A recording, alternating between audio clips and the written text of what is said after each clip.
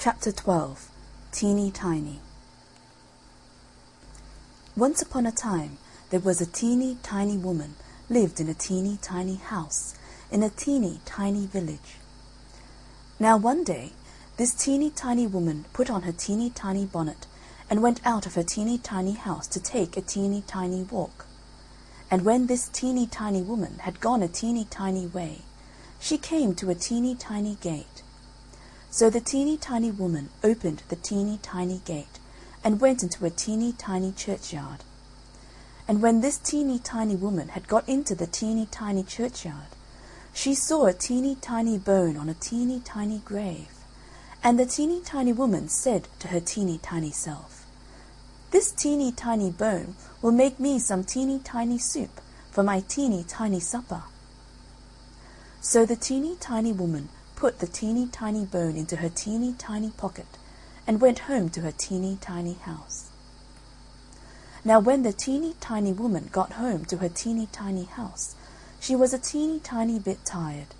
So she went up her teeny tiny stairs to her teeny tiny bed and put the teeny tiny bone into a teeny tiny cupboard. And when this teeny tiny woman had been to sleep a teeny tiny time, she was awakened by a teeny tiny voice from the teeny tiny cupboard which said, "Give me my bone." And this teeny tiny woman was a teeny tiny frightened, so she hid her teeny tiny head under the teeny tiny clothes and went to sleep again.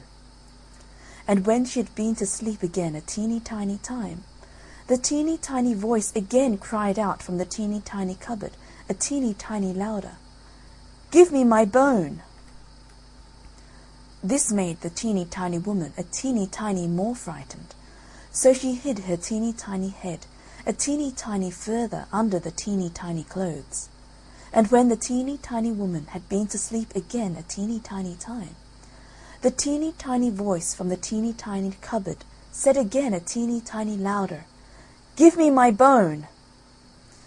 And this teeny tiny woman was a teeny tiny bit more frightened, but she put her teeny tiny head out of the teeny tiny clothes and said in her loudest teeny tiny voice, "Take it."